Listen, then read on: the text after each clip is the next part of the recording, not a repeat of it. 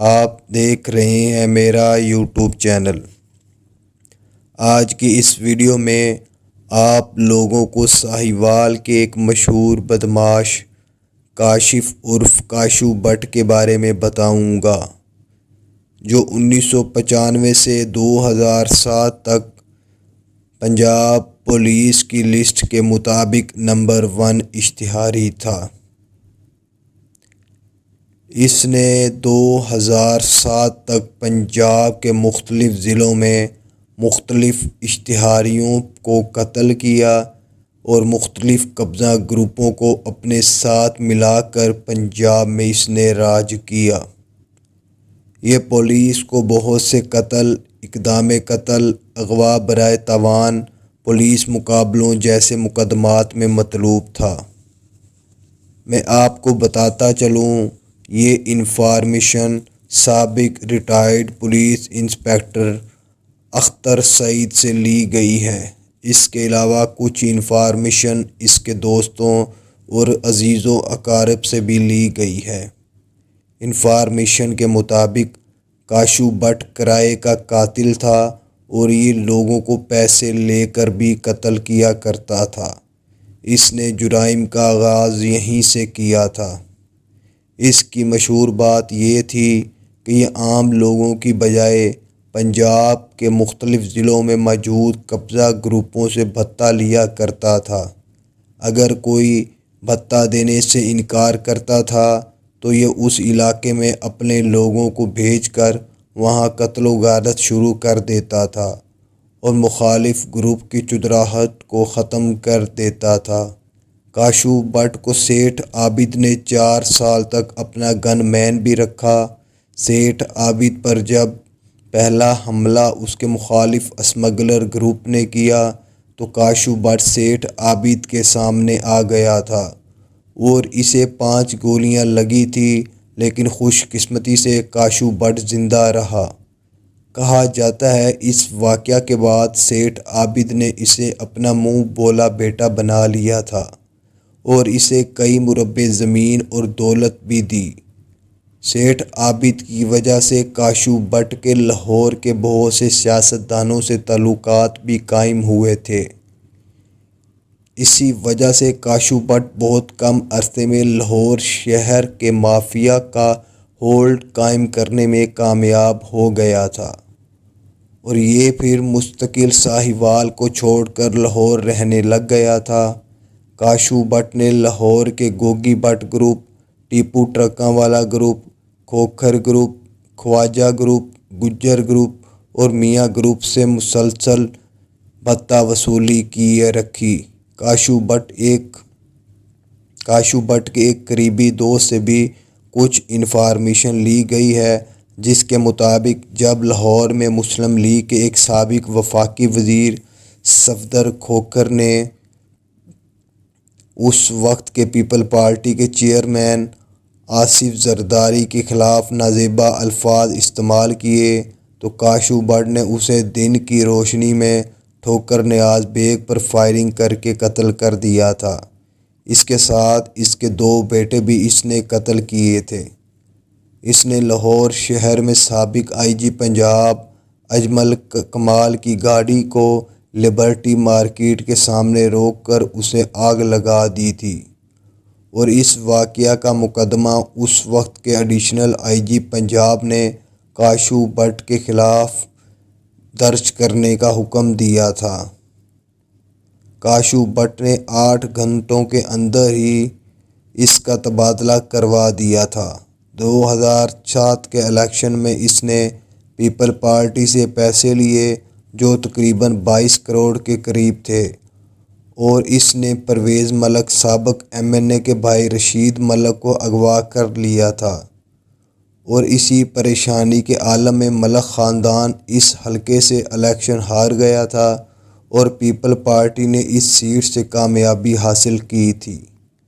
سیٹھ عابد کے بیٹے پر جب پہلا حملہ کراچی کے میمن گروپ نے کروایا تھا تو اس حملے میں سیٹھ عابد کا بیٹا عدیل عابد محفوظ رہا۔ کہا جاتا ہے کہ کاشو بٹ نے سیٹھ عابد کے حکم پر میمن گروپ کے 18 کے قریب لوگوں کو قتل اور زخمی کر دیا تھا، اور ان کی ایک شوگر مل جو میمن مل کے نام سے کراچی کے علاقے گھوٹکی میں تھی، اس پر قبضہ کر لیا تھا، اور بعد میں اس نے آصف زرداری خاندان کے کہنے پر وہ قبضہ چھوڑا۔ سیاسی پریشر اور قومی سلامتی کے اداروں میں کاشو بٹ کی بہت تشویش شروع ہو گئی تھی۔ لوگوں نے اس کے خلاف احتجاج کرنا شروع کر دیے تھے۔ میڈیا ٹاک شوز میں بھی آصف زرداری اور کاشو بٹ کے تعلقات کے چرچے شروع ہو گئے تھے۔ بعد میں آصف زرداری نے اس کے سر سے اپنا ہاتھ اٹھا لیا تھا، جس کا کاشو بٹ کو بہت رنج تھا، اور اس طرح کاشو بٹ پر پرانے اور نئے مقدمات پولیس اور مختلف اداروں نے درج کرنا شروع کر دیے تھے، جن میں 50 کے قریب قتل کے مقدمات بھی تھے۔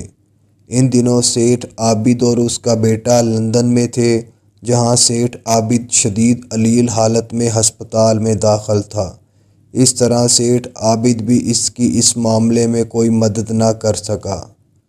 کہا جاتا ہے کہ کاشو بٹ کی اڈیالہ جیل میں گرفتاری کے دوران اس کی ملاقات شکی گجر، فوجی جٹ، کاکا خان جیسے اشتہاریوں سے ہوئی، جو تھے تو کاشو بٹ کے جونیئر، لیکن ان لوگوں کی کاشو بٹ سے دوستی بہت گہری ہو گئی تھی، اور یہ لوگ جیل سے فرار ہو گئے تھے۔ جیل سے فرار ہونے کے بعد اس نے آصف زرداری کے بیٹے بلاول بھٹو کو اغوا کرنے کی دھمکی دی تھی، اور بعد میں اسے کوشش بھی کی تھی، لیکن سخت سیکیورٹی کی وجہ سے کاشو بٹ بلاول بھٹو کو اغوا نہیں کر سکا تھا۔ جیل سے نکلنے کے بعد حکومت نے اس کے خلاف تمام احکامات جاری کیے۔ ان احکامات کے مطابق اس کے تمام بینک اکاؤنٹس منجمد کر دیے گئے تھے، اور یہ اشتہاری اور مفرور قرار دیا جا چکا تھا۔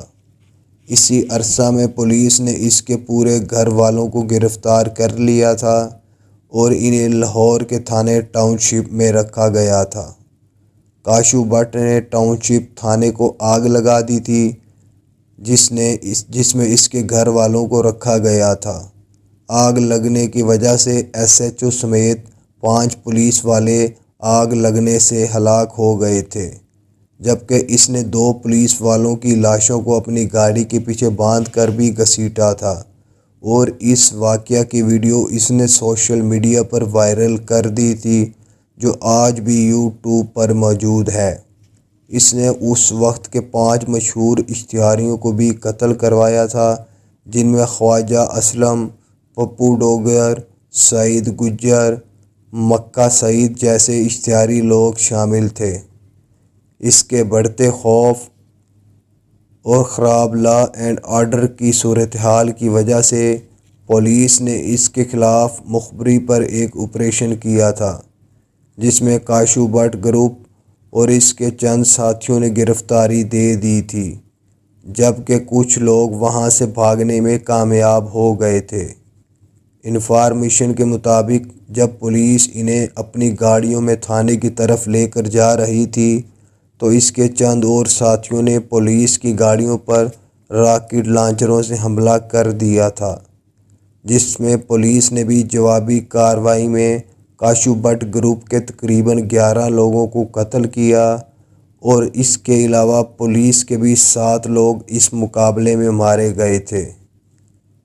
پولیس نے اس کے خلاف 20 آپریشن کیے تھے، اور اس نے 20 میں سے 18 پولیس آپریشن میں پولیس کا مقابلہ کیا، جبکہ 2 بار یہ بھاگ گیا تھا۔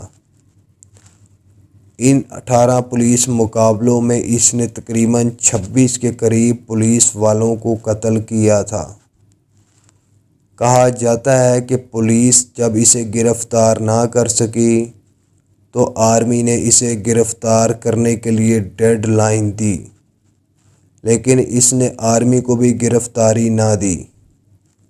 اس کا ایک دوست جگری یار جس کا نام مسعود بٹ تھا، اس کی اس سے ایک موقع پر بحث ہوئی تھی، مسعود بٹ نے اس رنجش کو اپنے دل میں رکھا ہوا تھا اور جب کاشو بٹ نے پناہ مسعود بٹ کے پاس لی ہوئی تھی تو مسعود بٹ نے پولیس کو ایک مخبری پر بلا لیا تھا اور مخبری دی تھی کہ کاشو بٹ فلاں ٹائم اس کے پاس آئے گا۔ پولیس نے کاشو بٹ کے خلاف پلان کیا اور اس کے آنے سے چند گھنٹے پہلے پولیس کو مکمل اور طریقے کے ساتھ وہاں کے علاقوں میں تعینات کر دیا گیا تھا۔ کاشو بٹ جب اپنے ساتھیوں کے ساتھ وہاں پہنچا تو پولیس کے تقریباً 200 کے قریب لوگوں نے ان تمام لوگوں کو موقع پر ہی قتل کر دیا تھا۔ اس طرح کاشو بٹ کی زندگی کا باب بند ہوا۔ میری تمام لوگوں سے درخواست ہے کہ جنہوں نے ابھی تک میرا چینل سبسکرائب نہیں کیا وہ میرا چینل سبسکرائب کر دیں۔ میں بہت محنت کر کے ڈیٹا اکٹھا کر کے آپ لوگوں کے لیے ویڈیو بناتا ہوں، پلیز مجھے سپورٹ کریں۔